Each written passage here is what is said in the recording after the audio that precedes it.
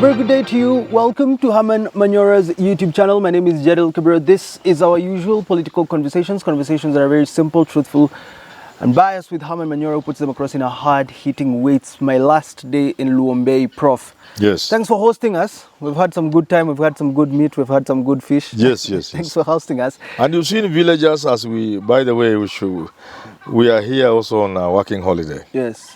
We must mention that we are distributing free, portable solar lamps to the very needy who don't have electricity in their homes. Donations made courtesy of Power Africa Solar. Yes. From the US, with the local offices in Ixumu, Alpha House, and industrial area, Hola Road, off Baricha Road. Yeah. They gave us a free portable solar lamps to distribute to the needy. That's what we've been doing. That's what we are doing here, and it's very fulfilling to see people are happy to receive them. But there's something else, Jan. The level of poverty you have noticed.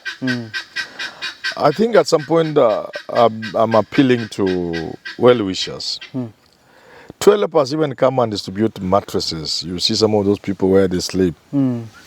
Mattresses, even utensils, you know, just to put a smile on their faces. Yeah. Just anything you think you can give to a needy person. So that's why we are here, our viewers, and we appeal to you for your support when the time comes. I think we'll need to think about it. You can organize something because I've seen the shows smiling and you think it's a small thing. Yes. It's actually a big thing. A big thing. So imagine if you gave them a mattress and a blanket. To sleep comfortably. Just a mattress and a blanket. Yeah. I don't know whether we shall start with Sonko or whoever. Just to put a smile on the faces of some of these people around these villages here. Yeah, thank you. Yeah, so our conversation for today comes from what you've been saying for the past, I think, 2 to 3 weeks. And so many people are asking me one question. What is Prof's stance really when it comes to Raila Odinga and William Ruto, and who is on his leading? Because for the past 3, 4, since actually we started doing this, you've always said Raila is a magnet. Raila knows how to structure things, knows how to strategize. But for the past 2 weeks, you've gone to a place where you're thinking, did we really know President William Ruto? Is this the question? Is that the place where you are, that Ruto is seemingly outbeating Raila when it comes to politics in this country? Look, Raila is smart, no doubt about it. The country is yet to produce a political genius of Raila's caliber. Raila is in good company with Daniel Arap Moi, William Ruto, and a bit of Uhuru, even if he's underrated, but a bit weak in terms of being lazy. The problem that I've been isolating of late is that Raila has of late been playing his game in a manner that leaves Ruto at the top. That's the point I'm making. The politics that he's playing now. Yes. The way he's going about his business leaves Ruto at the top. Yeah. Is it a question of strategy or a question of him changing from the person that he was, or he should now change tactics because this is a different person? I think this is born out of these people not understanding Ruto well. Yes. Okay. Yes. Ruto the person. Ruto the person. So for Raila, the beginning point is to understand Ruto. He doesn't understand Ruto. What are some of these traits that you're seeing in Ruto that are kind of showing you that Raila needs to change his First of all, Ruto is smarter than many other opponents Raila has faced. Yeah. But Ruto, unlike people like Moi, is a daredevil politician. He'll call you a bluff. When you are facing somebody like Ruto, and you know he's a person with no limits to what he can do. You know what Moi said is what Ruto is lacking. Moi said, when you are a president, there are many things you can do to hit back at the people who are messing your leadership. But you pull back because it can burn the country. That's something Ruto lacks. You don't expect Ruto to pull back. So, because pressure can make somebody like Uhuru and Moi bend and Kibaki, if you apply the same tactic on Ruto, you are likely to fail. Or then what Moi said happens, the consequences.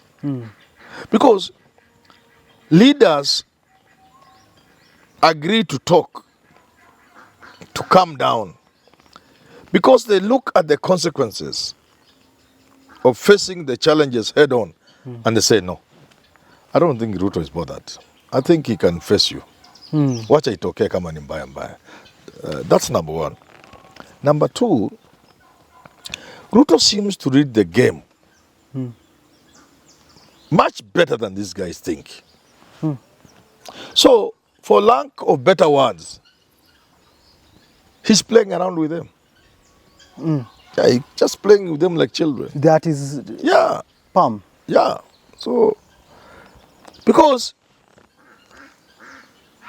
Raila has called off the demonstrations, ceasefire. You expect Ruto to ask his lieutenants to tame their tongues, to watch what they say and how they say it, not to ridicule Raila and Azimio, kuzimia, what mzee wa kitandawili, because it's a ceasefire moment. Now, instead of Ruto doing that, even he himself provokes. Yeah. Then you begin to wonder, is Ruto doing that because he doesn't seem to know the problem, the challenges? You might be forced to agree that no, he knows those guys can do nothing. They have not shown him they are not what he thinks they are. Oh. And to show him you are not what he thinks you are, beyond mass action, is a $6 million question. How do you do it? That's why you're saying Raila needs to rethink the whole strategy, the whole idea, the whole tactics. A question I would put before Raila is this. Short of mass action, what can you do to bend Ruto? You know, I'm a teacher, and I'm holding a red pen. I want to mark the script. 2.5 hours, do the exam. Honorable Raila Odinga, if it is not mass action, what is it you can do to bend William Ruto? And I'm holding the red pen. That is the thinking that should be going on in Azimio now. And Raila is a master strategist and a thinker par excellence. I've sat with Raila. He thinks very hard. He's not a man who plays. Few people, sometimes when I hear people saying, oh, Raila has not gone to school, these are stupid people. Even if you are a professor, you can't think at the level of Raila. I've sat with these people like in a trolley. People say they are foolish. The level of ability, mental abilities of somebody like a trolley. Some of these guys who think they have gone to school, they will melt if they met him.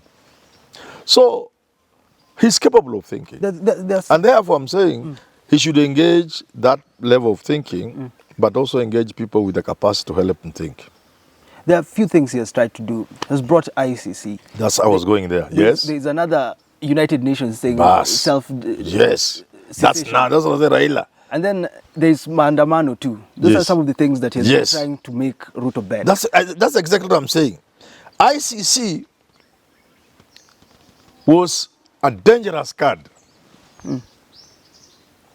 But played in isolation, it just melted. It was a catalyst. It was a scare. So that if Maandamanos had happened, you can bet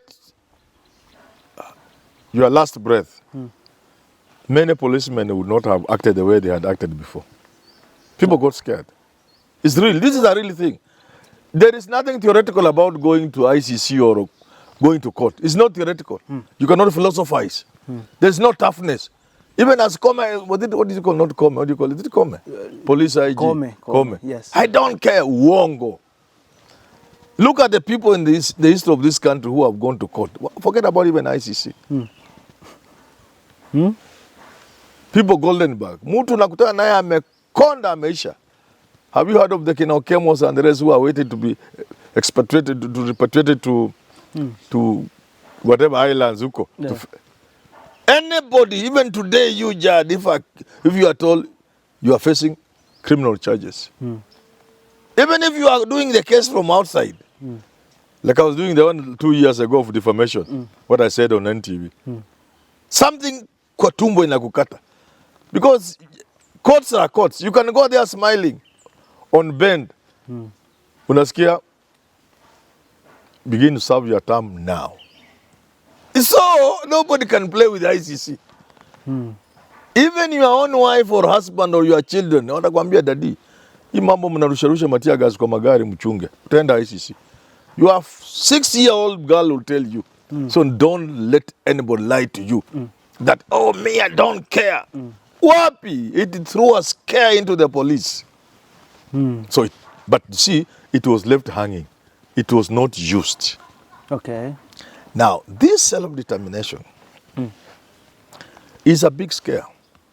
So the thinking I'm talking about, how can he accelerate it to a point where it becomes a really pressure that can make Ruto see, no, this is not a laughing matter. So he will do it like that and then leave it like that. Is this what people call the old Raila, the same old problem that Raila faces, that every time he's almost there, he doesn't get there? Yes. Is this what is always happening? Now he has ICC, now he has self-determination. It is a good cut. And you see you are dealing with Ruto. Add there. You are dealing and now with, plus you are dealing with Ruto will tell you go the whole hog. Don't stop at scaring. Actualize your scare. That's what he has been telling them, the way he speaks. Do it. What I do? And you don't do it. Oh. And that's why I'm saying Ruto is on top of the game. And he will play with them like this. 5 years will be over. He will be re-elected up to 2032. So one question that you've left with is that exam that you've given Honorable Raila Odinga.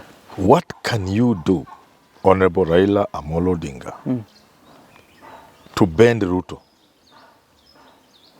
without mass action? That is the $6 million question. Once he figures that out. Once you figure that out, you will finish Ruto. Don't scare mass action. Because nobody will benefit from mass action. Not Ruto, not Raila. If you are to use it effectively, it will claim a lot of casualties. So let's not talk about mass action. But Ruto is not made of iron. He's just a human being made of bones and flesh and blood. And a little hair on the head, and like all of us have some small things, and the nails and things like those. Just a bundle of flesh and some mind inside the brain, inside the gray matter. Yeah. So you can bend him. But how you bend him without mass action, that is the $6 million question.